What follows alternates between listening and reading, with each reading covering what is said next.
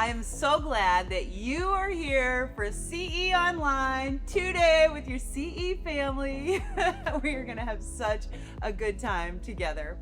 You know, we are so passionate about seeing Jesus transform lives. We want to see more people experience a full life in Jesus Christ. As you're taking steps in your journey with God, you know, you're going to be wondering what to do next. And that subscribe button is a good way to take to your next step in your journey so that it becomes a regular part of what you do. Another thing is tell others about what God's doing in your life. Like, comment, share, and you know, even better yet, bring your family and friends along with you. Have them sit in a CE online service or in-person service with you. But as for right now, I can't wait to dive into today's message. Let's do this.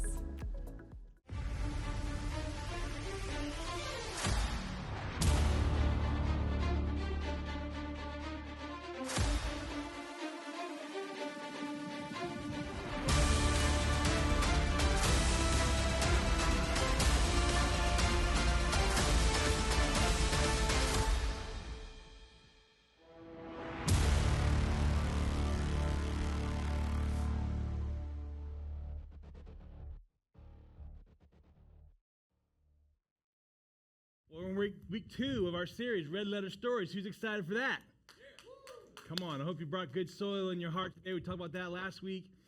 And I'm just going to start scattering some seed, all right? So you ready for me to just start scattering some seed? Yeah. Come on. First and foremost, we call it Red Letter Stories for 2 reasons. And most of you heard it last Sunday. Maybe you already know this already, but most Bibles, the words of Jesus are written in red.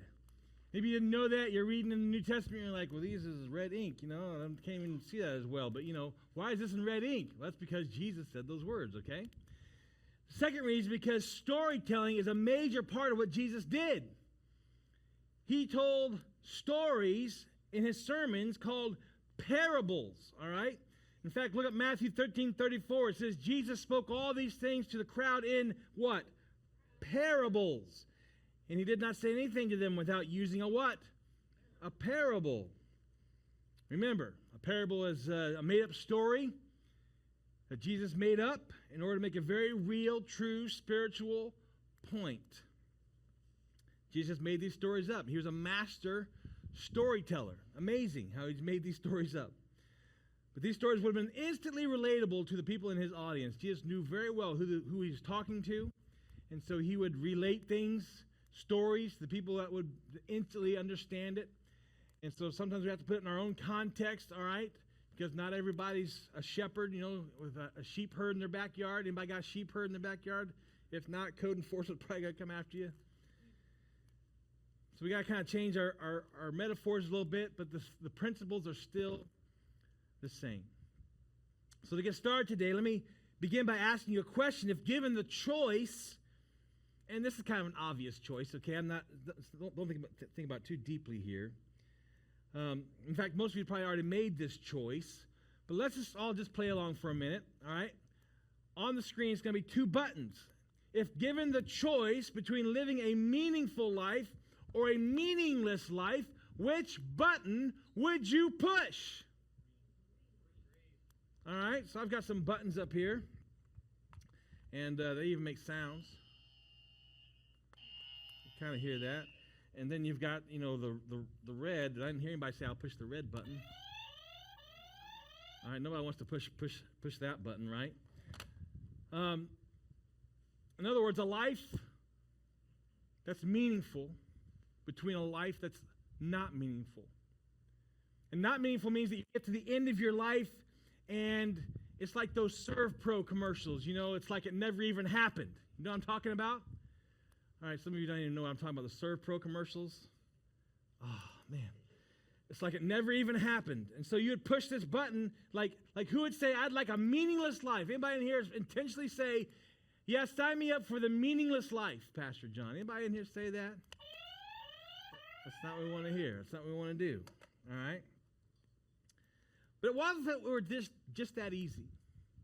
We just push a button and suddenly we would have a legacy that we could be proud of when we get to the end of our life, a meaningful life, just by the push of a button. I would imagine, again, most of us, hopefully all of us, would say we would definitely choose a meaningful life.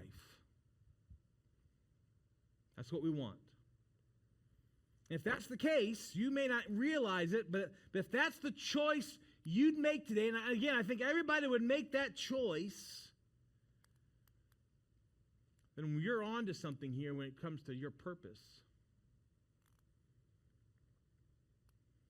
Now, most of us aren't on a purpose quest in our life. Most of us are really on a happiness quest, if we were being honest.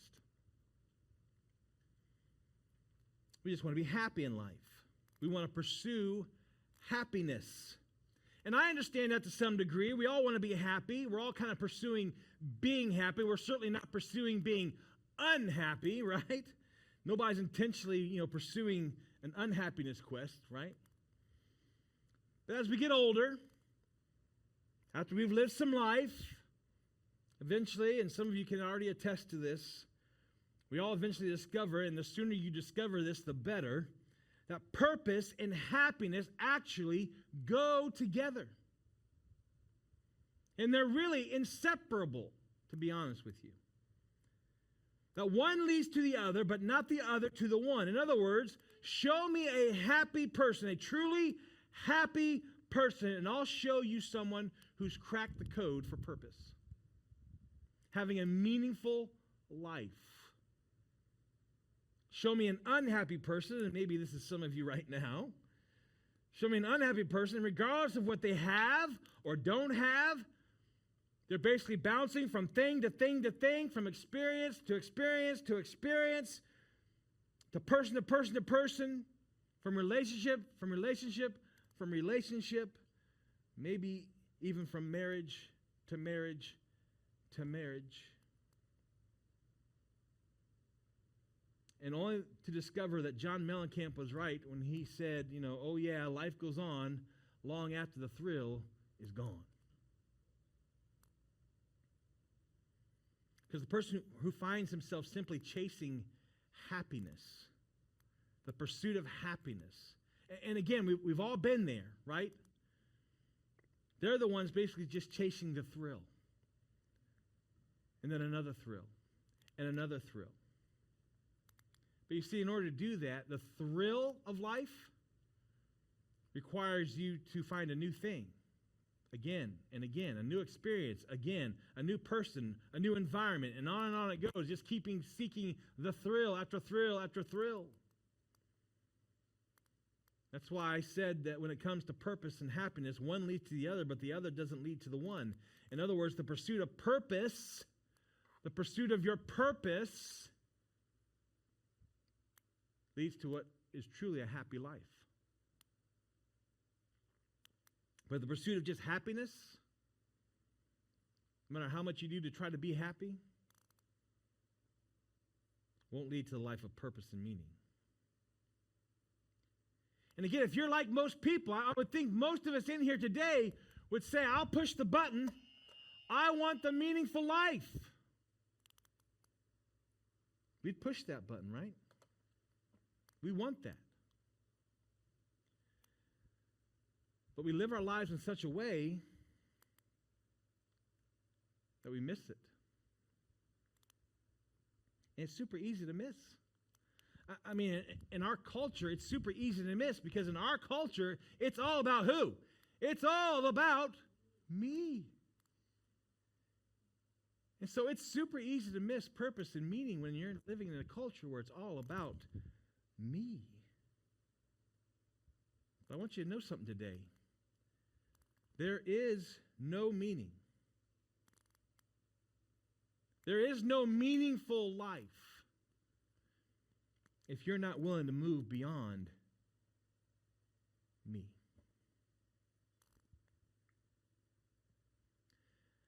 Perhaps you've heard me say this before, but it's true today. Those who devote themselves to themselves will ultimately have nothing but themselves to show for themselves. Isn't that true? You stop and think about it.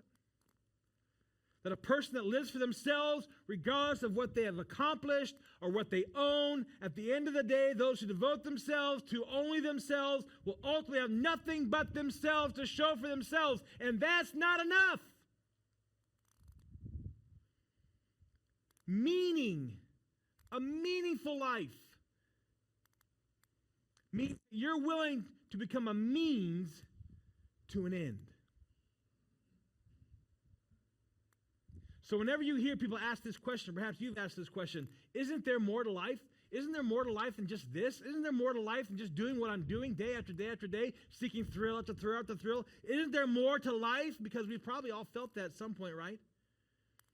We've probably thought that, wrestled with that. I think we all do at some point.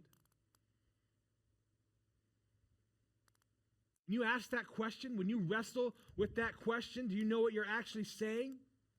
When you ask that question, the question you're actually asking and saying is there's got to be more to life than just me. I've got good news. There is. There is. Because a life of purpose and meaning is always found just across the border from what's in it for me. Oftentimes we stay over here in the land of me, me, me. But meaningful life, purposeful life is found just across the border of what's in it for me. Are you willing to go there? To live a life of great purpose and meaning means to be willing in some capacity to be a means to an end that is not you. Come on, church. It means saying no to you so that you can say yes to something that's bigger than just you. Your glory is too small a thing to live for. And I believe that's something that's bigger than you. That's something that you are meant to live for, that's beyond you. That something is God's purpose for your life. You see, most people are not willing to be a means to an end. People aren't willing to go there. Most people aren't willing to cross that line, to cross that border. Most people aren't willing to be a means to an end. Most people want to be the end. Most people, in fact, insist on being the end. It is all about me. So consequently, it's so easy for us to live our entire lives and never really embrace purpose and meaning. Never even have it anywhere near it. And therefore, we get to the end of our lives and we look back and we ask this question like so many people ask at the end of their life, I wonder if there was something more than just me. I've been in ministry long enough to know when we begin to plan funerals, some people have a hard time understanding what kind of impact their loved one had because they lived their life all about them.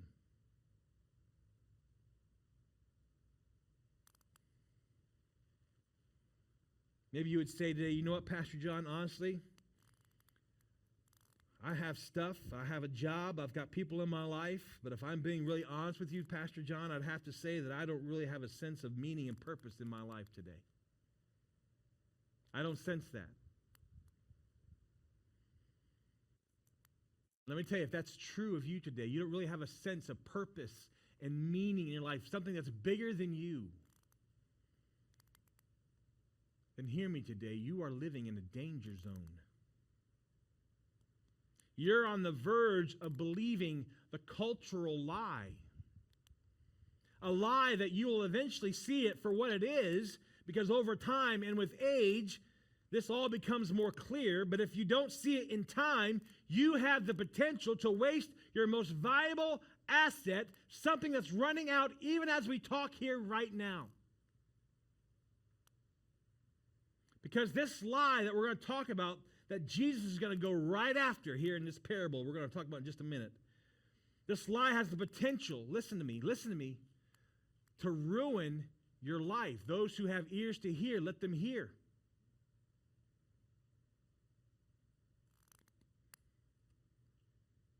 This lie has the potential to cheat you out of your brief opportunity to live a meaningful, meaning-filled life.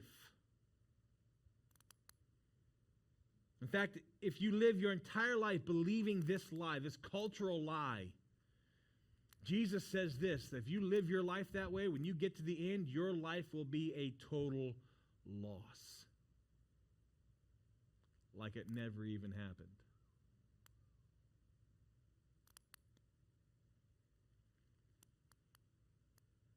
And so, my dear friends, this message is super important today.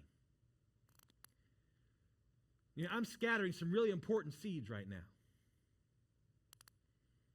And I hope, like we talked about last week, that you brought with you some good soil in your heart, some deep soil. You can receive this seed today and take it with you so it takes root in your life. And so for the rest of your days, you'll mark today as a day of a turning point. You began to live your life for something bigger than just you. Jesus knew how important this was, so I want us to turn to Luke chapter 12, New Testament, Matthew, Mark, and Luke chapter 12. And here we have an account of a very unique exchange between Jesus and the crowd. Everywhere Jesus went, he was surrounded by a crowd of people. I want you to pay close attention to this particular encounter that Jesus had with the crowd, because this is not how we typically picture Jesus interacting with the crowd. Are you ready? Here's what Luke says happened. Luke chapter 12, verse 1. A crowd of, how many?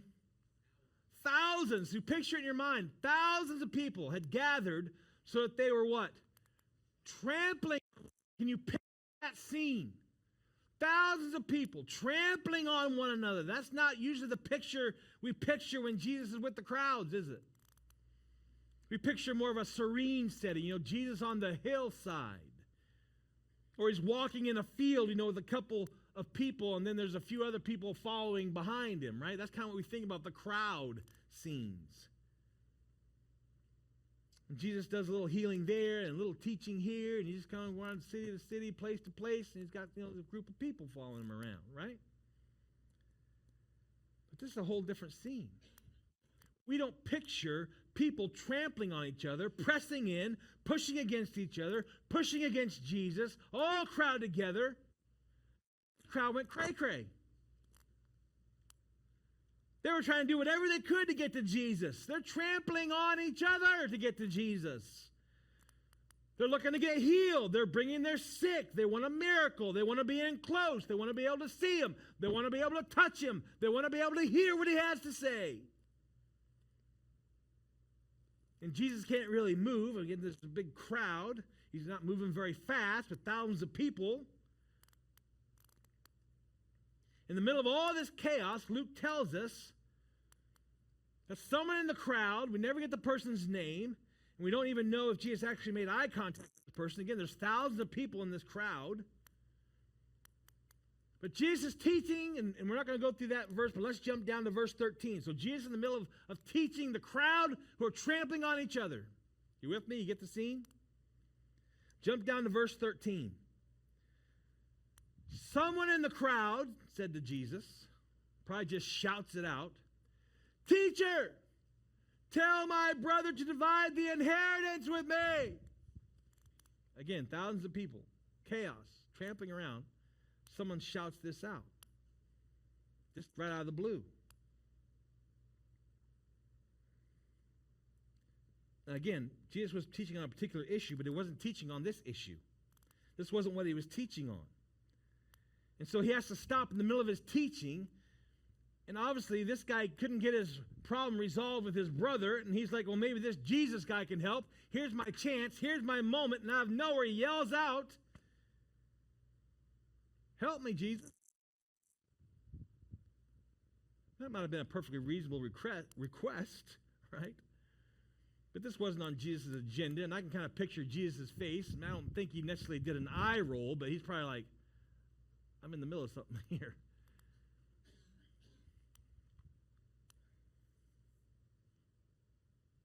And so Jesus paused, stopped everything he was doing, and I think maybe yells back In verse 14, look what it says.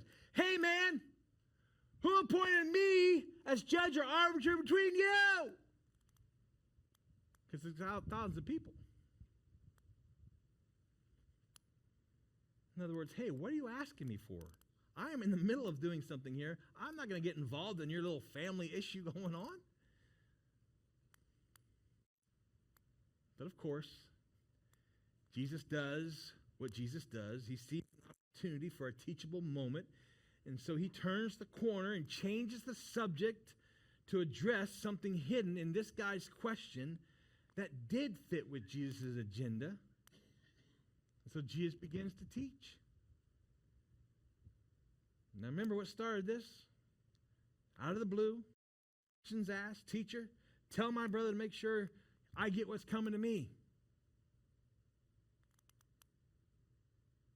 Me.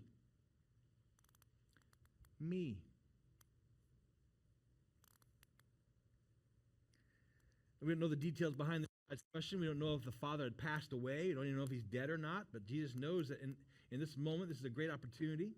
And he says to them in verse 15, he's addressing the issue. Watch out!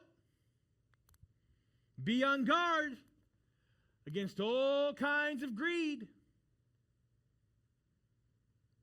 Jesus knew what was going on. Of course, the guy who asked the question is like, greed? What? Why are you talking about greed? I just want what's fair. I just want what's coming to me.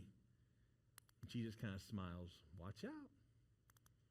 Be on guard against all kinds of greed. Now, I love the Greek term that Jesus uses here for the word greed. He used the Greek term pleonexia. Say it with me. Pleonexia. Pleonexia. Pleonexia. Sounds kind of like a disease, doesn't it? Pleonexia. Ma'am, I have the lab results from your tests. Biopsy, I regret to inform you, you have a bad case of pleonexia. Now, although it's not a physical disease, it is actually a disease. This Greek word refers to the disease of insatiableness. It's the disease of never enoughness. There's never enough to go around for me-ness. It's the disease of lusting for more things. Since they have one, I should have one too, right? It's the disease. We get to the disease of, hey, mine looks old, theirs looks new, I need a new one. Even though mine works perfectly well. It's a disease. It's a disease of discontentment. Always looking around at everything else that you have, but it's just not enough to satisfy you, and so you want more. There's never enough to fill that insatiable bucket of getting more for me, and that really is a disease. And Jesus says, watch out for it. Be on your guard against all kinds of pleonexia. So I want to ask you that question. All right, I'll just say probably the answer is no, all right? So don't pretend like you're better than anybody else, but the answer is probably no, but I'm going to ask it anyways. Are you guarding against pleonexia? It's getting quiet. Really, are you on the lookout for that? Because that's Jesus' warning. Out! Be on guard against all kinds of pleonexia, greed. Are we watching out for greed in our life? And I know that the honest answer is no. I know we live in this culture where it's all about me and what I want and what I can get and what I can have. And the reason that we don't live our life on guard against pleonexia is because we don't perceive pleonexia as really that much of a threat. You wear sunscreen when you go to the beach, right? But you usually don't walk around Cape Coral with bear spray. Unless you're on a trail and there's a sign that says there's bears, then you're like, honey, do we have any bear spray? Right? Because as soon as we're aware of a threat, well, then we go on guard. If I know there's a threat, like if I'm going to get sunburned, I'm putting on sunscreen. If I'm walking on a trail where I think there's going to be bears, I'm probably going to have some bear spray. And so when we perceive the threat, sure, we're on guard, but we don't perceive pleonexia as a threat in our life. We just go with the flow.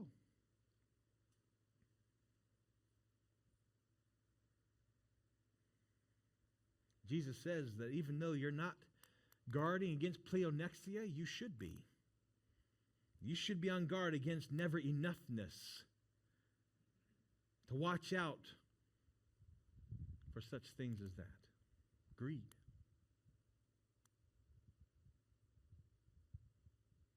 I think most of us would say, come on, Jesus, I have issues, but I'm not greedy. I'm not greedy. Pleonexia is subtle.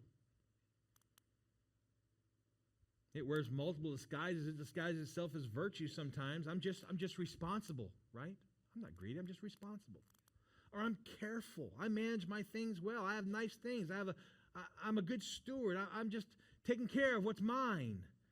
I'm taking care of my family, my life, my world, my house. And pleonexia can disguise itself as being virtuous.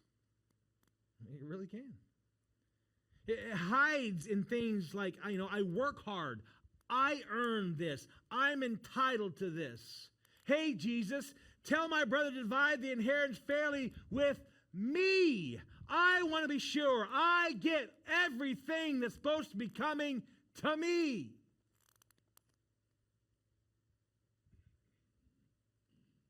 We can't see it in the mirror when we look at it, so we don't see it as a threat.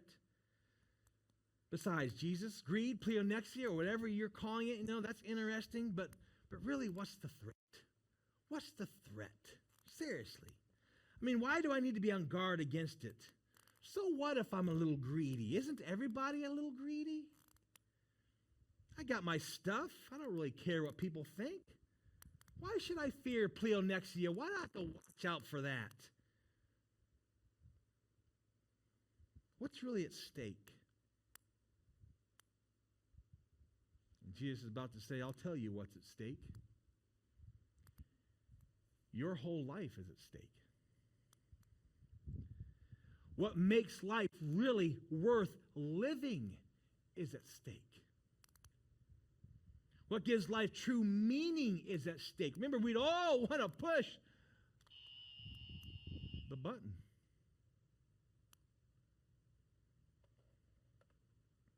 We don't even realize what's at stake.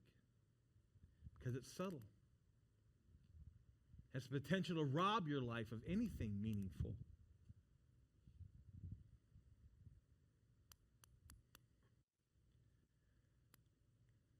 And here's why. Pleonexia, or greed, ensures that we are always an end and never a means. Pleonexia ensures that your life is always an end and never a means.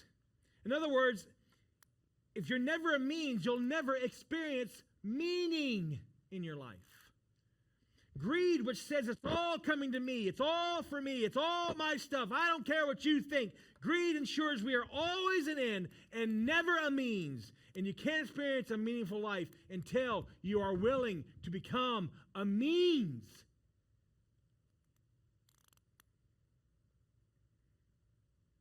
Again, to live a life of great purpose and meaning means you're willing in some capacity, in some way, to be a means to an end that is not you.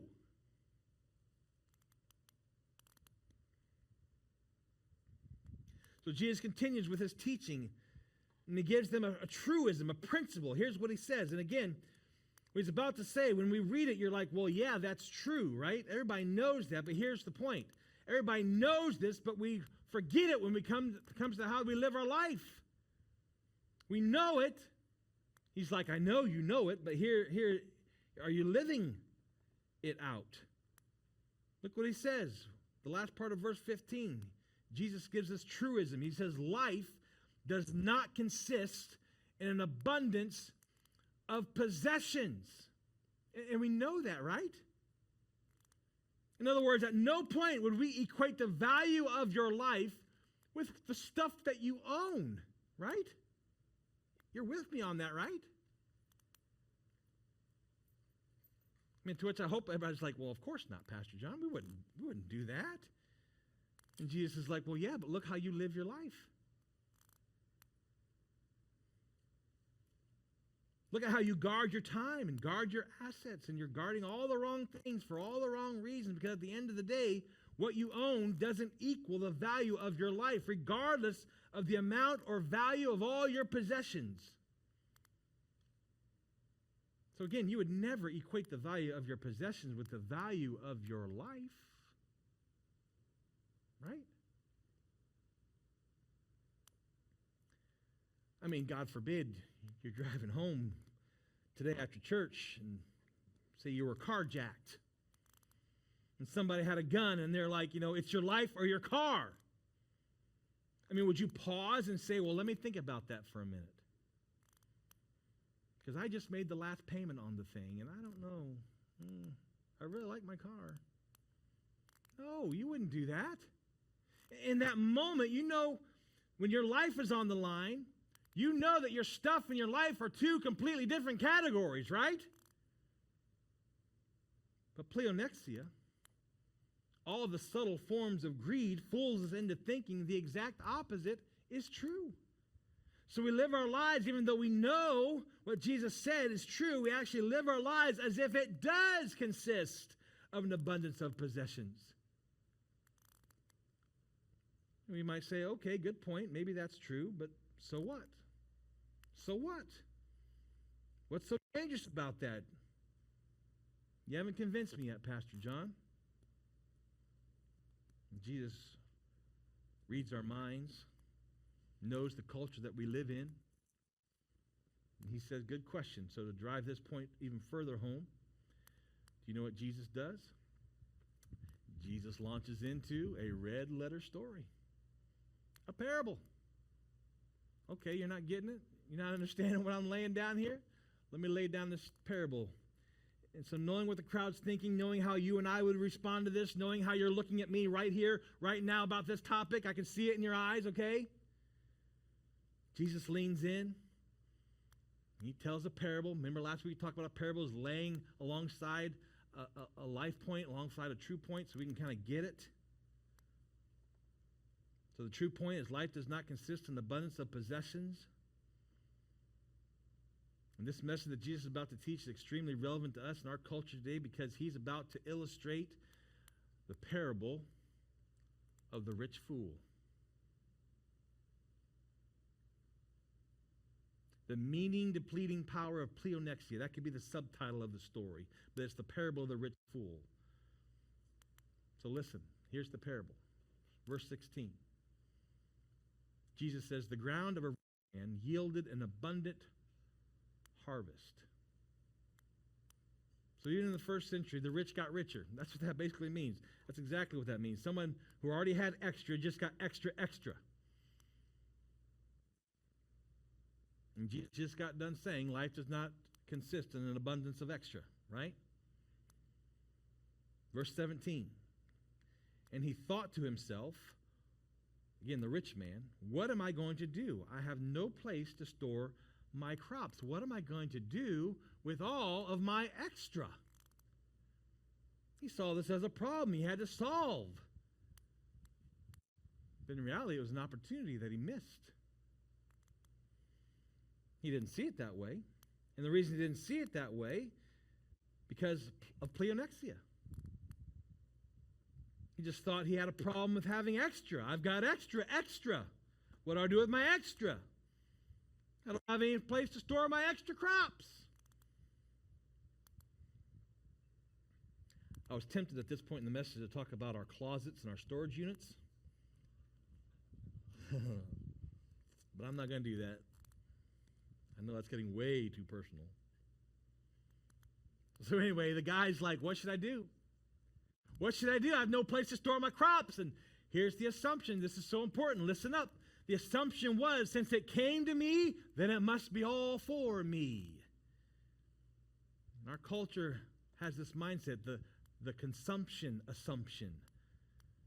If it comes my way, it's obviously from my consumption. If it ends up in my hands, if it ends up in my bank account, if it ends up in my opportunity, my resources, my connections, my relationships, well, if it comes to me, it's supposed to be consumed by me, because when I need to consume it, it needs to be there, so I have to store it. The consumption assumption. Jesus speaks right to it. Jesus continues in the story, verse 18. Then he, the rich man, said, I've got it. This is what I'm going to do. Get to the church. To the poor? No. This is what I'm going to do. I'm going to tear down my barns. My perfectly good barns, by the way. And I'm going to build bigger barns. And there I will store all my surplus of grain, all my extra. I'll save it now and consume it later, because if it comes to me, obviously it's for me. And there it is, right there in the text, a really bad case of pleonexia. He was thinking he was an end and not a means to an end. And then he says, because he can't see the pleonexia in the mirror, none of us can, he says, verse 19, then I'll say to myself, you have plenty of grain. Here it is. Here's the trap. Right here in this parable. Jesus is brilliant. Remember, Jesus is making this up. He's telling the story. Then I'll say to myself, you have plenty of grain laid up for how long? Many years. And there's the lie. Since I've got all this grain, then I must have all this life ahead of me, right? Since I have so much provision, I must have time to use up all my provision, because stuff equals life, right? Stuff equals time. I've got all this time in the world because I've got all this stuff in the world. Then I'll say to myself, what? Take life easy, eat, drink, and be merry. And Jesus' audience had one thing in common with us. They were all envious of the rich man, right? I mean, wouldn't that be great just to have everything you need? It's all figured out. It's all in the right investment accounts. You got enough cash coming in. You got the whole thing worked out. You're 35 years old, 45 years old, whatever age you are, and you can now take life easy, eat, drink, and be merry, living the dream. Wouldn't that be great? Just get up every day, no responsibility, no pressure. Just do what you want to do every single day. Come on, wouldn't that be great?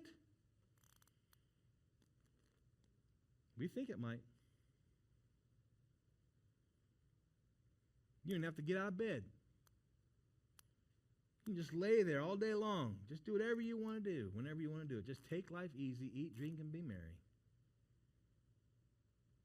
But again, keep in mind what this is. This is a parable, which means Jesus has a point to make.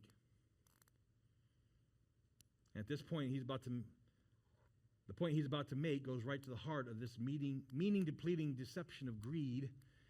And his audience is sitting about where you're sitting right now, thinking, wouldn't that be great? Wouldn't that be great?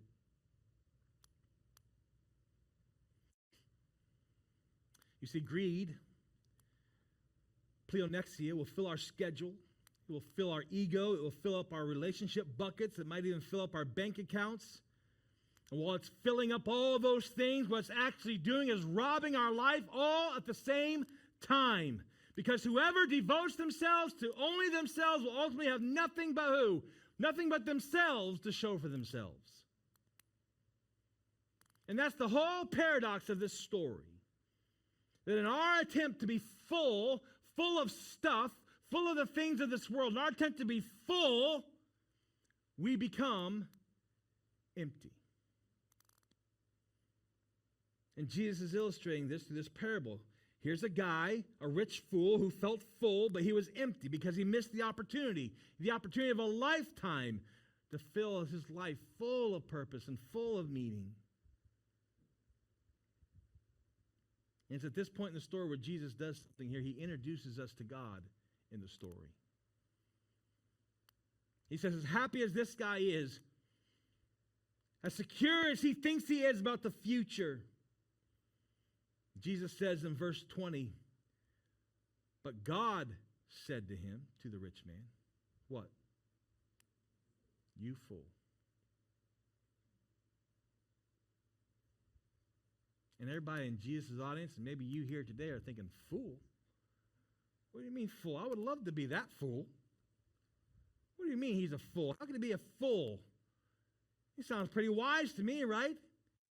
Responsible. He's got all this extra. He was smart enough to have all this wealth. How can he be a fool? And Jesus said, no, he's a fool. He's a fool. And this is for us today. Listen, church, because the man in the parable made the mistake of presuming on the future. You know what that means? It means thinking, I've got so much stuff, therefore I've got so much time. To presume on the future is to assume time that you don't know you have. Today could be your last day on this earth. To presume on the future is to assume opportunity that you may never get. To assume opportunities to do good things later. You know, someday, some other day, I'll do good things later. Once I'm an adult, once I'm in my 30s, once I'm in my 40s, once we get the kids out of the house, once we pay off the debt, once we, then we'll get to it. Then I'll take care of it. Then I'll do something beyond myself. Then I'll consider being a means to an end that's not me. And to that kind of mindset today, Jesus clearly says, you fool.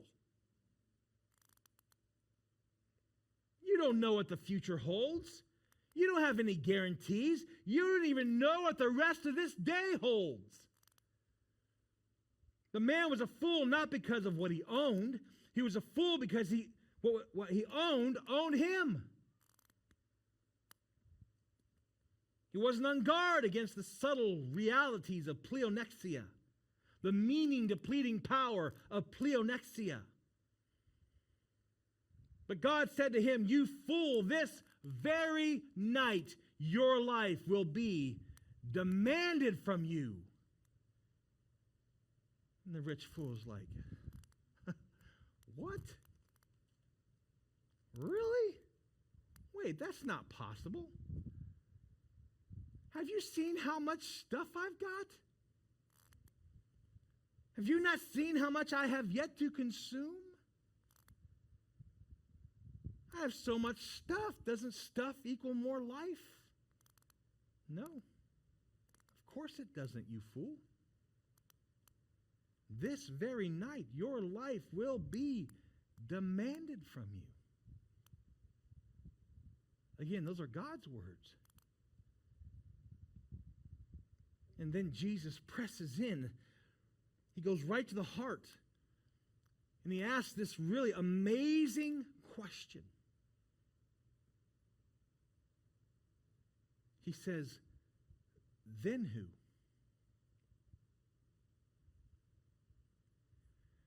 Then who? Get what you have prepared for yourself. Then who?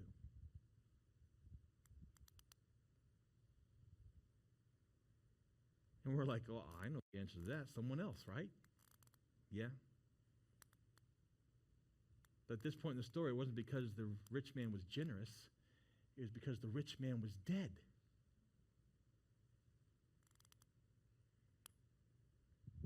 And that's the end of the story. That's the end of this parable.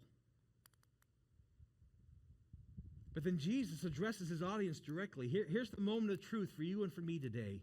Jesus says this incredible statement. This is an absolute wake-up call here today. Listen. This is why you got to discover ways to be a means and not an end beyond yourself. This is why you can't just be consumed with you. This is why we can't get locked into the consumption assumption. And it's so easy for us in our culture to get locked into that lifestyle. This is why you got to find a way to devote yourself, your resources, your connections, your education, your influence to more than just yourself. Otherwise, we will fall into the same trap of the rich fool. Jesus addresses this directly, and here's what he says. This is so convicting. He says this, verse 21, this is how it will be. Wait a minute, Jesus. What do you mean by this? To which Jesus would remind you, a life of total loss. Total loss is how it will be. He lost his life. He lost his stuff. He lost his opportunity. He lost everything. There's nothing to show that he was ever here. It's like it never even happened. Because it was all about him. He wasn't on guard against pleonexia, and he lost everything. This is how it will be with whoever. I'm a whoever. You're a whoever. This is how it will be with whoever stores up things for themselves.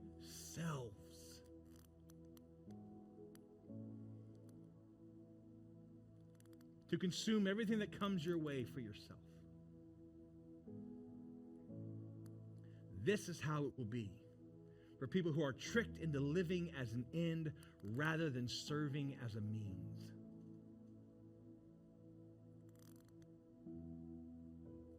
This is how it will be for those who get to the end of their life and have nothing but themselves to show for themselves.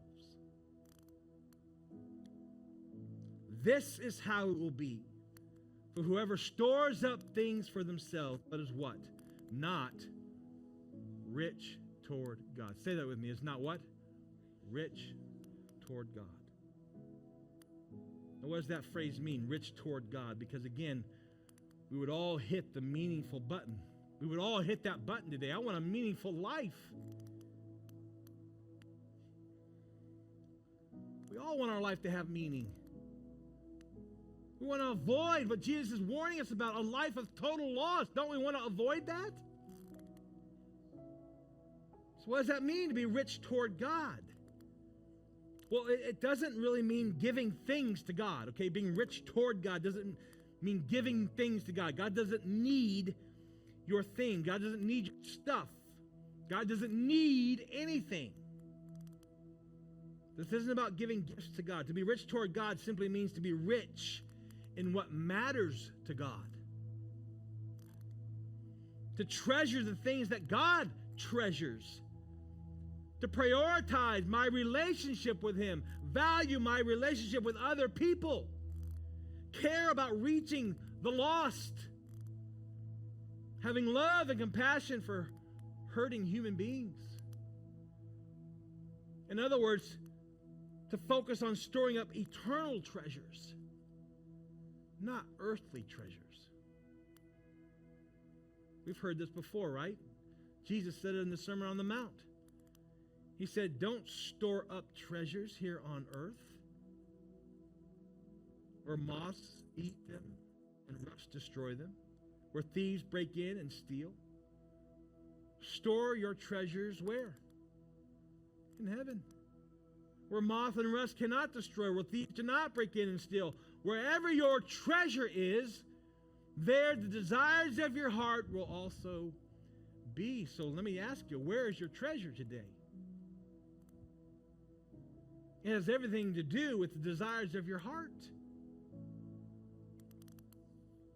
Ask yourself, do I desire to build my barns bigger or build God's barns better?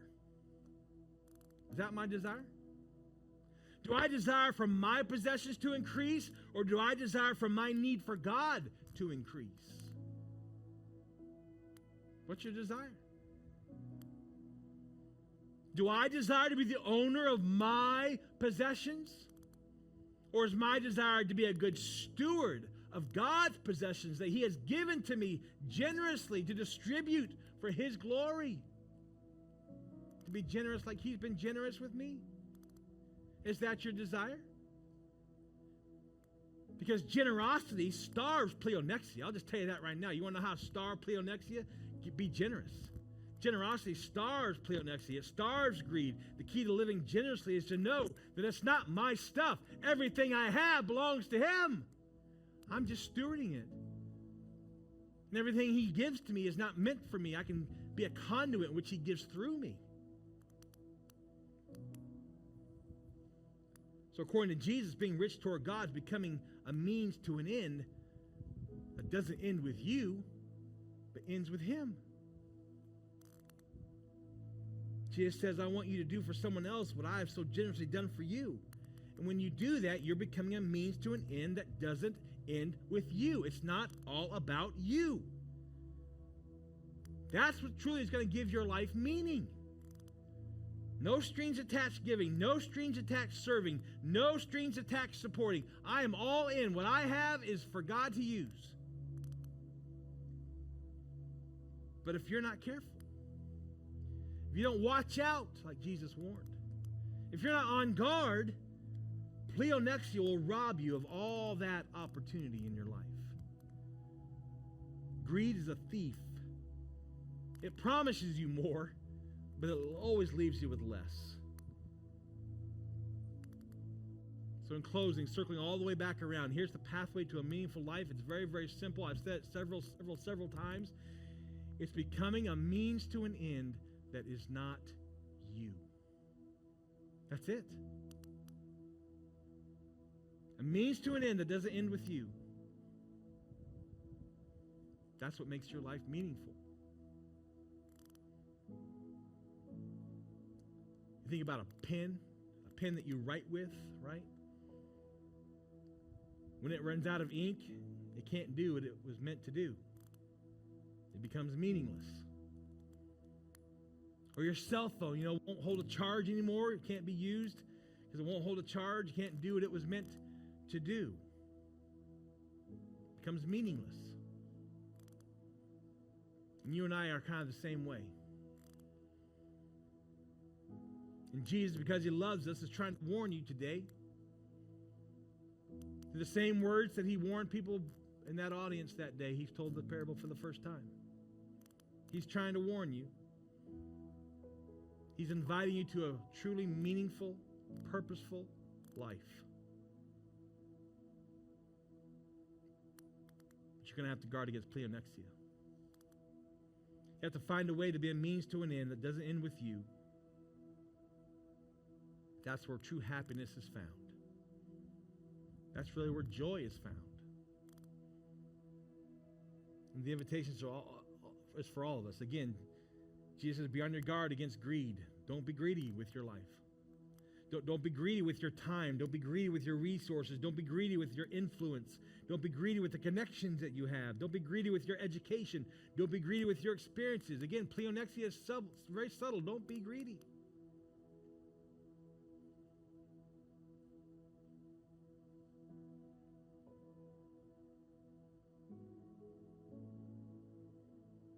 I think you would say that's a better way to live when it comes right down to it. But listen, today's the day to make that choice. There's no guarantees of tomorrow.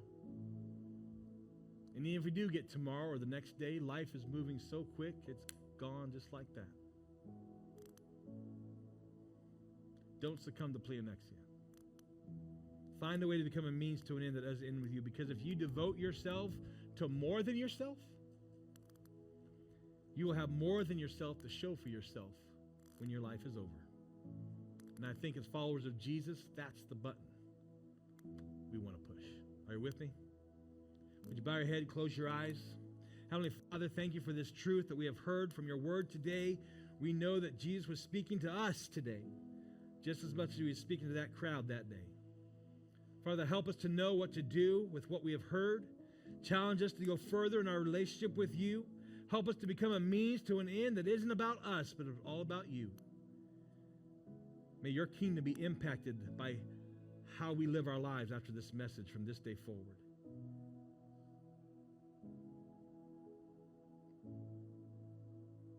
May the roots of the seed go down deep into our heart. And I pray this in Jesus' name. And if you agree, will you say amen? Amen. Can we celebrate what God's doing in our life? Before our usher team comes forward to receive our tithes and offerings and response cards, here are a few important things happening with our CE family. When you get involved by serving on a team at CE, our prayer is that you'll grow deeper in your faith and in your friendships, but you also feel a greater purpose.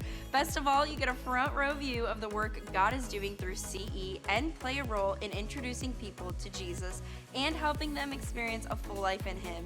Take your next step today by writing serving teams on your response card and drop it in the offering bucket as it passes by. Join us for an amazing celebration of life transformation. Plan to join us at one of our upcoming baptisms and child dedications experiences coming soon. Don't miss this incredible opportunity to support those taking these steps. Are you ready to take the next step in your faith journey? Register now by writing on your response card and watch for a specific date, time, and location to be announced soon at your campus. As our ushers come forward to collect our response cards and receive our tithes and offerings, God tells us in His Word that He loves a cheerful giver. When we joyfully give of our tithes and offerings to God, we count every gift a joy to give. Knowing that our generosity pleases God, it moves His kingdom forward by changing lives eternally, and it impacts our surrounding community. It is such a blessing to our entire church. You can easily give online, mail in a check, or give through our offering bucket in the service. We also recommend taking a few minutes to set up recurring giving through our website, which is the best way to give consistently. Thank you for faithfully giving to God through church experience. Thank you for being on mission with us to help more people experience a full life in Jesus Christ.